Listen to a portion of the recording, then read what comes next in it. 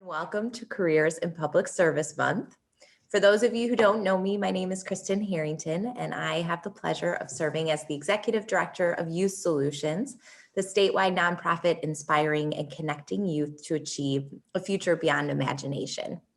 To our young people who are joining, hopefully live, but we know there's a snow day at school, so perhaps via recording, we're excited that you're here in one form or another. Throughout the event, you'll be hearing from two of our very own Jobs for Michigan's Graduates youth, as well as two members of the Michigan State Senate. And throughout the next few weeks, some of you will have the opportunity to meet with your local legislators. I encourage you to ask questions both in the smaller sessions with your local legislators and in today's welcome session.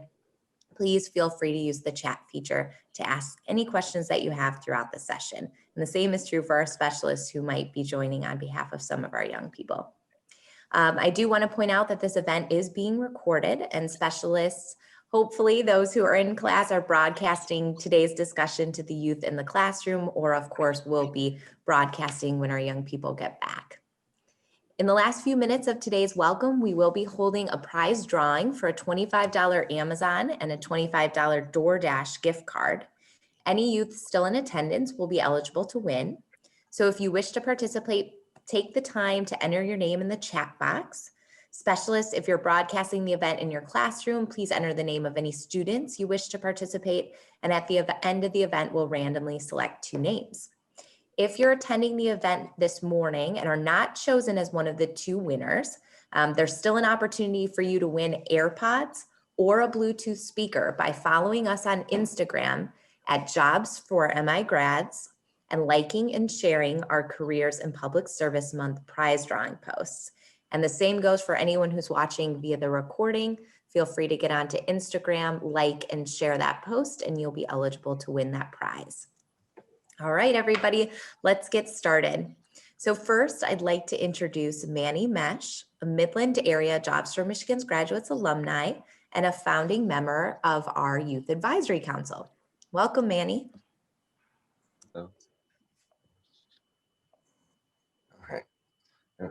Hello, I'm Manny Mesh. I was in the Midland, Michigan, Wendover High School JMG class, and well, technically still am, but I graduated in 2020, technically, but I did finish school in 2019.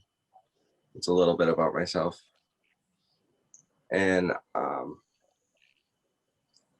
with my time in JMG, it's been really nice with be able to expand your knowledge of stuff to do after high school and with your community and how to like prepare for certain things. And all right, on to with Legislative Day, I've only went to it once, and that was last year because obviously this is COVID happened, so we couldn't do that this year. But last year, I was trying to be more involved with my class, and it was a really good opportunity because that was right around the time when I started to be more involved. So like, I wanted to do more. So I was able to go see Senator Thomas and Annette Glenn last year. And for the youth that may be nervous or whatever about meeting your representatives, they're a lot more laid back than you think. And it's really nice to be able to talk directly to them so they can get direct knowledge of like possible issues that are happening within community that they may represent. And, all right. Today, I'll be introducing Senator Thomas. Senator Thomas serves as the 36th district, which includes Alcona, Aranac, Gladwin, Iosco, Midland, Montgomery, Oscoda, Otsego, Presque, Isles counties. And Senator Thomas has also been a member of the Michigan Senate since January 1st, 2015. But before coming into the Senate, Senator Thomas served 3 terms as a Michigan State Representative and 2 terms as a Midland County Commissioner. But along with that, Before he was there, Senator Stamas also served in the U.S. Army and the National Guard. Yeah. Welcome, Senator Stamas. As you talk with us today, would you share what experiences led you to choose public service as a career? All right. Well, good morning. Thanks, Manny. I appreciate it. Well done. I love the opportunity to be here and have the opportunity to have a conversation with everybody. I think the key point, Manny, that you brought up is we're laid back and/or I would hope more approachable. But in your statement about talking to us, it's vital for us to have individuals such as yourself going through your experiences to share with us how we can make sure to help you and others that have a diversity of issues and our backgrounds. And so I appreciate that you recognize that and brought that up. I think it's, again, I think this is one of the key places for us to draw from to make sure we're helping all of our constituents. And so I do have 10 counties, 110 townships, 15 cities, 7 villages, 6 hospitals, 200 miles of Lake Huron, 2,300 farms, 38 school districts, and 38 parades, 15 on the 4th of July, if anybody's not busy this year, if they're having them. But I grew up in downtown Midland. Well, I actually grew up in the down over by Bullet Creek School, just south of Midland, but I was a downtown brat. My family has owned a business, Pizza Sam's, for 61 years this year. So, growing up, I actually, coming up through the public schools, struggled. And I was fortunate my parents were able to, in 7th grade, take me into a private school for about 3 years to get me caught up with my reading skills and the ability to continue forward and learn things. And so I say that because we all have had our challenges, and it's the opportunity for us to overcome them, recognize them, and find ways such as programs like this that make a huge difference. And so I know that as I've had the chance many times to stop in for your program, it's one of the best times, at least I get to enjoy and see such a diversity of challenges in learning and or frankly in life sometimes. And how do we best provide an opportunity for all of us to have that chance to succeed? So that's a short story on me, but I look forward to having some questions and look forward to hopefully seeing more of my Jobs for Michigan in person sometime soon. So I'll stop there. Thanks so much, Senator Stamas. You have just been such a significant supporter of this programming for so many years, and it is the most heartfelt thank you always to you because your leadership has just been so important to us. And I love hearing your story because I know it's so sincere. So let's see here. Go on. I want to make sure, let's open it up just briefly to any questions that anyone has for the senator about his experience or what got him into public service. And perhaps while we're inviting questions, Senator, if you wanted to share a little bit more about why you love your career in public service and why you would encourage others to do it. Well, no, that's a great place to start. And I probably failed at including that in my first remarks. So, growing up on Main Street with a small business, my parents always said the community supports us by coming and buying our products, find a way to give back to the community. And so, my grandfather, my dad had both served in the military. So I served in the Army. When I came home, I felt that there was another need. And so I actually was a township trustee in Midland Township for 8 years before I became a county commissioner. Honestly, that was the most I ever expected to to be in public service was sort of in the township area. We had a county commissioner that actually showed up to the county board of commissioners meeting and literally would put his feet up on the committee desk and vote no, and on every subject. And so I was asked to run for that seat, and I ran and had won that. And then with term limits in the Michigan legislature, now Congressman Molinar was termed out at that point back then, 2008, 2007, 2008. And so was asked to run for the House of Representatives. I honestly never expected to have a career in politics other than the township. And it just continues, as I've had the, privilege and honor to do it. But when I was a county commissioner, I think that was really one of the key places where I had an experience where I saw I can make a difference, but also I went to an event that made a difference in my life when my kids that were young.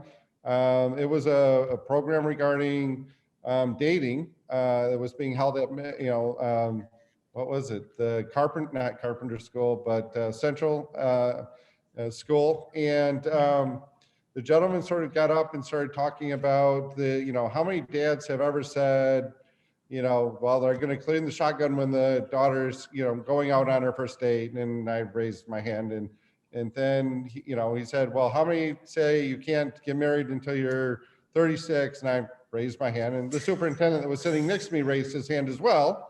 So I didn't feel out of school, but then he goes, well, what are you telling your daughter? And I'm like, okay, now you have my attention. And his point was, by making those kind of statements, if something were to happen, you're not telling your daughter that it's safe to come tell you something happened. And I went home and had that conversation with my daughter, and it really made a huge difference in my life and my relationship with my daughter because of that. And so that was one of a couple of events as a county commissioner that sunk into me. How do we best help other individuals? And so that was sort of what kept me going. And then once I was a state representative, just again, more and more opportunities to make a life. I mean, there's three key things in the legislature that we do. Everybody knows we make laws. The constitutional obligation is to do the state budget. But the third, and to me, the most important, is helping our constituents, and I have about 242,000 constituents in the Senate district. But every week we have, almost 100 or more call looking for help, whether it's with unemployment, it's with treasury and taxes, it's with the DNR and or water issues, it's with the DNR and other hunting issues or whatever the issues may be. Having those chances to make a difference for the people in our communities is what really makes me love my opportunity to be here and serve. So. Wow. Thank you. And you mentioned that program was instrumental in some ways in kind of shaping not only your relationship with your daughter, but to some extent your career in public service. How could a program like Jobs for Michigan's graduates have helped you when you were a young person? I that's what has drawn me in, because I see the career opportunities to learn different things. And I think also the experience of actual hands-on versus some kind of book study. While we still have the book study, there's that real life hands-on experiences and going through and experiencing those. And that is how I really learn. I get out, I can read the issues in that, but when I can go visit a site like, Jobs for Michigan or anywhere else and see it firsthand and talk to the farmers, talk to somebody at their home, talk to another local business or going through manufacturing, those hands-on experiences reinforces and really sinks into me how it's working, how does it work, and what are the other things that I have to learn to understand that. And so I think that's what I love the most about just, this program. No, thank you. So you mentioned there's a lot of aspects to public service, especially in a job like yours, where you're working with the budget or dealing with constituents. What do you think are the most important soft skills that someone needs to succeed in a public service career? Yeah, I would tell you that the number one to me would be confidence in yourself. Um, I think that by having confidence in yourself, you have the ability to have a lot more soft skills, whether it's you know, your hygiene, it's how you look, it's how you present yourself, but even just asking a question or introducing yourself and looking somebody, when somebody, when you walk up to somebody and shake their hand or just greet them and look them in the eye, goes a long way for it. But having confidence to carry on a communication is probably, to me, one of the key areas. You can learn so many other things by believing in yourself. We are all different, and we all self-evaluate and sometimes beat ourselves up for things.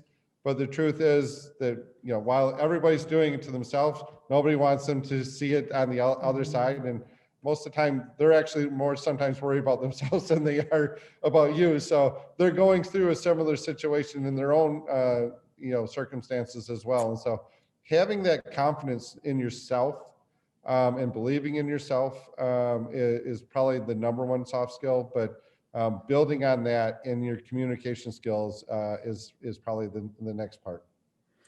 That's why I would compliment both Manny and Hannah for joining us today and having the confidence to participate as public speakers, because this is practicing everything that the senator is just talking about. So one more question from one of our specialists. Did you work at your parents' pizza shop when you were in high school? And if so, do you see careers in the hospitality sector as a good avenue into careers in public service? And maybe tell us more. I did. I grew up in the pizza store. I probably started officially working at the pizza store when I was 12 years old. And so, but in the hospitality area, there are so many job skills that you learn. Number one, I think, again, is self-confidence, how to communicate with the public. But you also learn how to multitask. You learn how to deal with dollars. You learn how to deal with multiple issues coming at a single time, and things changing at a rapid pace. And so that prepares you, in my humble opinion, to be very adjustable, recognize that things change at a moment's notice, and how do you adapt with it. And so I think that hospitality is one of the key areas that really can help someone in public service. It also gives you the exposure to see so many different varieties and or circumstances. I mean, growing up at the pizza store, we had in Midland community what was called the open door that actually was underneath us. And those were individuals that were misplaced from their homes. They had their drug problems, alcohol problems. They had some type of substance abuse was the more common thing. And so learning and seeing and experiencing some of those challenges, and as I saw them growing up, was also one of those where I still to this day, back when we were in our original location and the open door was under us, a gentleman coming in and showing me his tracks on his arm from shooting up. And it's like, it just made you realize some of the struggles that were really out there, right? And so, but learning how to deal with those, and Dad was always supportive of people coming in. He wouldn't necessarily give dollars, but he'd never let somebody leave the store hungry if they really were in need of food. And so, but it also provided an opportunity in downtown Midland to really realize that while everybody looks at Midland as a wealthy place, Midland is also a community like any others that has other parts that are certainly has their challenges. And so we're blessed with, like other communities, where others are willing to try to help. It's just a matter of having confidence to accept sometimes that help as well. So Absolutely. So in addition to getting into the hospitality sector, which I agree, I also participated in that sector early on, and it was really helpful. Are there any other steps that you would recommend to young people interested in public service where they might start on their journey? Well, volunteering almost anywhere is always a great start, whether it's, just frankly helping a neighbor that needs their yard shoveled, or their sidewalk or driveway shoveled, to and building experience with that, to going to YMCA and or whatever other community areas and volunteering and helping out other young people, and getting to know even some of our senior citizens homes, always just helping them as well. And so finding a place where you can learn different parts of the community is always good. Trying to now, with all the videos, maybe watching city council meetings or board of commissioners meetings, Good idea. townships meetings is also helpful. I will be honest, 90% of the time they are the most boring thing you're ever going to watch. But the thing to remember about each of those is you see a lot of things happening sometimes as they go through their agenda. Most of the work was done before they ever showed up to the board meeting. So there's other work that had to be done, whether you're talking about a roadway, you're talking about a park, you're talking about whatever else. There was a lot of homework there. But also, volunteering to walk a parade. I mean, like I said, I have, 15 parades on the 4th of July. I can only do, 2 or 3 in a single day based on the timing and depending on how far I have to drive between. But getting out and doing some of the events. I would also encourage you, especially in today's, whether you believe yourself to identify yourself as a Republican, a Democrat, whichever, learn about both sides, because both sides have a difference of opinion, approach things, but most of the time we're trying to actually accomplish something very similar, just using a different approach. And understanding and respecting a difference of opinion is really where you gain your strengths. That was really, and I think unfortunately so many have lost that. A difference of opinion on a township board, a county commissioner board, or a state house, or a state senate, or a US Congress, that is actually what is supposed to give us our strength, not be our weakness. And so having and respecting others that have a difference of opinion, to me, is also an important part in respecting that there is a difference of opinion. Oh, I love that, Senator. And we'll end your section on that very high note, that respect, kindness, and difference of opinion is an important thing that we can all keep in mind, especially right now. Yeah. Thank you again, Senator Stamas. We so appreciate you. Thank you. So now I'd like to introduce Hannah Wyman, a Jobs for Michigan's Graduates Youth from our West Michigan Works program, and also a member of our Youth Advisory Council. Welcome, Hannah. Hello, my name is Hannah, and I've been in the Jobs for Michigan's Graduates Muskegon program for about 3 years now. And I really wish that JMG had come into my life sooner, but I'm so glad certain circumstances were able to lead me here. I've learned to be more confident, outgoing, and I've learned important leadership and career skills that have helped me navigate through my crazy life. And I know it will continue to help me learn and grow. I've had setbacks in my life and felt so scared because I didn't know how to get from A to G. Being a part of JMG has given me the steps to get there, so I'm very thankful. One of the opportunities JMG offers us is Legislative Day. I've had the opportunity to attend several of these events. Before the pandemic started, we would travel to the state capitol and meet with Senator Bumstead and Representative Sabo. We would sit in their office, discuss how JMG has impacted our lives, ask any questions we may have, and discuss any issues happening within our communities. I prepared for the meetings by having my talking points written down beforehand. They really value our opinions, so don't be shy and take advantage of this event to have a voice. It's a great opportunity that everyone should participate in, especially if you want to see change. Now I'll be talking about our awesome Senator John Bumstead. Senator Bumstead serves in the 34th District, which includes Muskegon, Newaygo, and Oceana counties. Senator Bumstead has been a member of the Michigan Senate since January 1st, 2019. Before serving in the Senate, Senator Bumstead served in the terms as a Michigan State Representative. Senator Bumstead began his own construction firm 39 years ago. He also served as a volunteer firefighter with the Newaygo Area Fire and Rescue Command. Senator Bumstead has been a helpful advocate and friend to our JMG program in Muskegon. Now it is our great honor to have Senator Bumstead speak with us today. Senator Bumstead. Thank you very much. Great job, Han. I appreciate it. I miss seeing everybody this year coming into the office, but we'll have to make a point. As soon as we can meet, I'll stop into Muskegon. You did a great job. Thank you. It's good to see everybody today, and it's an honor to actually speak to you today. And my life is really similar to Senator Stamas's in a lot of ways. I'm a little bit older than he is, so I have a little bit more life experiences. I'll tease him a little bit.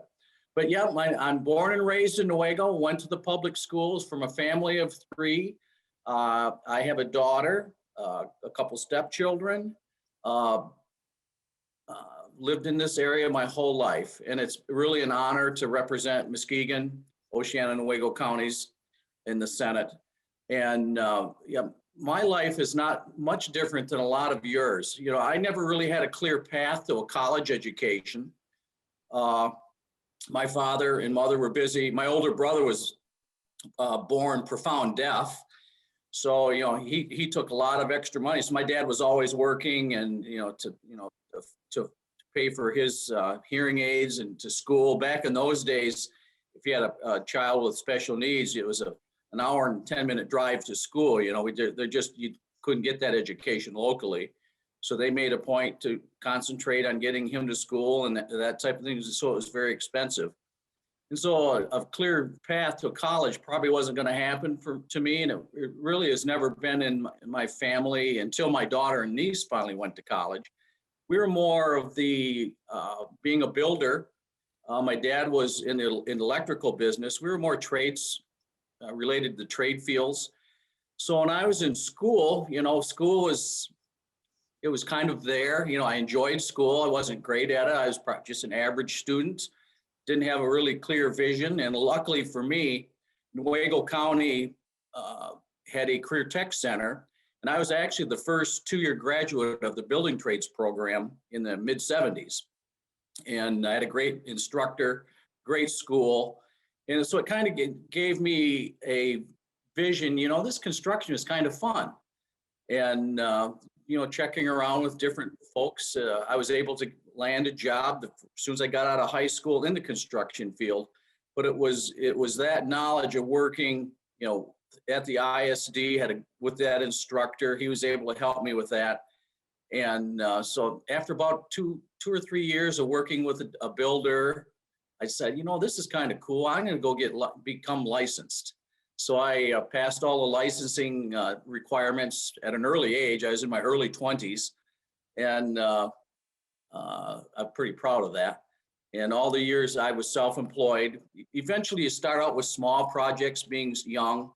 And I'll never forget the day, it had to have been in the early 80s, somebody asked me to give them a price on a new home. I was just flabbergasted, from a kid that didn't have a vision or a direction to somebody's actually wanting me to give them a price and sign a contract on a new home. And I wasn't that old.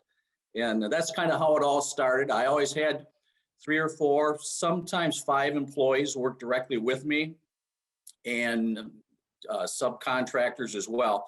But I would take a construction job right from day one and see it through until they could move furniture in. And that is really it was a great feeling for all those years to be able to do that. And had a lot of good employees, and a lot of them were in the same boat. A lot of them went to career tech, learned construction of some form or another. It might have been electrical. It might have been mechanical. But it seemed to work for me because we all don't have that same path. We don't have the same abilities, but you find those abilities that you're good at and you have a passion for. And it seems like when you have that passion, good things happen. And so I'm very proud of that. I had no vision ever to be in Lansing in politics. Timing was right. The state representative at that time was Jeff Hansen, was moving on to the Senate. And I said, I kind of like the competition of running for office because I'd really never run for office before. And I decided to run, and very competitive. But at the end of the day, one thing you want to learn is if you want to get into something, you don't want to lose. You want to be successful. So you work very hard at it. And like in construction, you work hard at it, you will be successful.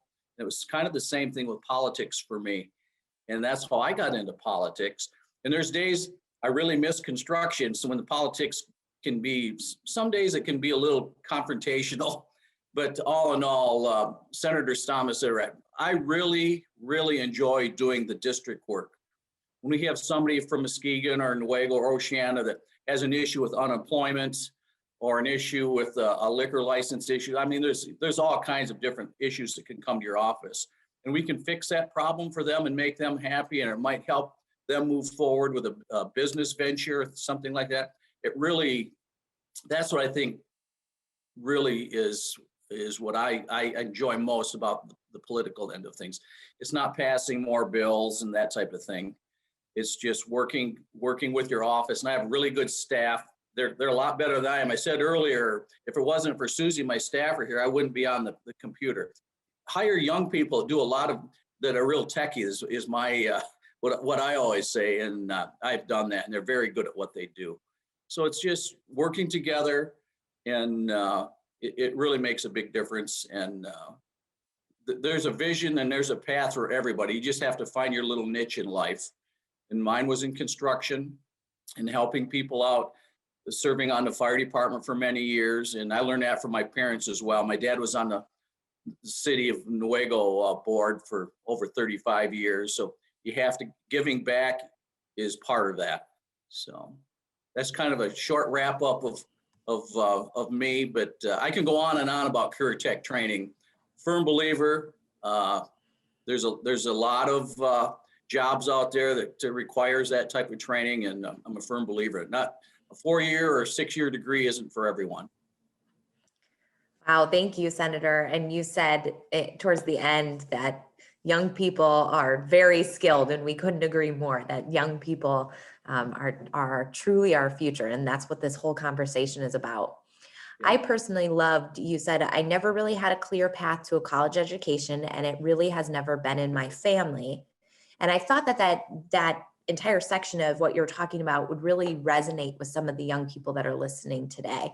I love how you talked about pivoting that into expanded opportunities for credentialing through CTE programming, and that there are different pathways for everybody. And I think that that's so much about what we're all about, inspiring and connecting young people to achieve a future beyond imagination, whatever that future might be. Mm-hmm. So let's dig into that a little bit. We have a couple questions from the chat. As a past volunteer firefighter and home builder, what did you learn that has helped you in your public service career? Well, when it came to as the fire department, it takes a lot of training. Actually, as a volunteer fireman, you have the same training as a professional department. So you have to learn to work together. Otherwise, if your department isn't working together, somebody's going to get hurt. So it's about that, learning everybody's strengths, learning to work together. And if you don't have that, nothing is going to be successful, no matter where you're working down the line with a job, or it just doesn't work unless you're working together. Safety is always first, but at the end of the day, you see success, it's because there's a lot of people on that team that are pulling in the same direction. Absolutely. As a young boss, what was your philosophy for managing people? Well, number one is a clock. Now, I encourage every young person out there, when I started in the morning, 8 o'clock, that means you're up in there, we're working at 8 o'clock. Then we have structured coffee hour and structured lunch, and we're going to leave at 4:30, 5 o'clock. It's so important to have structure, because that way you can plan for the day. If you're only there 5 or 6 hours, it's hard to plan out your week. So it's really important to have structure in your life. And I've always done that. Even in Lansing, I have the same philosophy. If I'm chairing a committee, if we post that meeting for 9 o'clock, I'll gavel at 9 o'clock because everybody knows I'm serious about getting that meeting done, getting it done on time, and you're not wasting other people's time for another meeting afterwards. So to me, it's really have a schedule laid out and be on time. That's so important today. Thank you. Who did you look up to when you started out in your public service career? And can you tell us a bit more about it?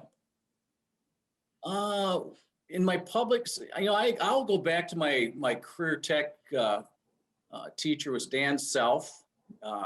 He was a young teacher when I started in the 11th grade. He was from Canada, and he was just a good mentor for me. I didn't have, like you say, I wasn't really great at English because I just wasn't into those types of classes. I wanted to be outside working and earning money. And he was a good mentor for me. He was very good at his job. And through the years, I haven't heard from, he moved back to Canada many years ago. So I haven't heard from him in many years, but I think he was the person that I remember the most that helped me guide me through my career. My parents as well. My dad worked 24/7, because of my brother and whatnot. And so he always was working 2 or 3 jobs. And sometimes that's what you have to do to make ends meet when you have a family. And there's nothing saying in black and white that you have to be the jobs from 8 in the morning to 4:30 or 5 o'clock at night. If you have to work longer hours, that's what you do to get by sometimes and to provide for a family and make sure they're fed and clothed and have the proper education as well. Sometimes it's just a lot more work for folks. So I have a lot of people over the years that have helped me out. I'm still, I had an 8th grade principal, Mrs. Matson, who was, she was a real strict disciplinarian, but when Mrs. Matson walked into the room, she commanded respect, and I always respected that in her.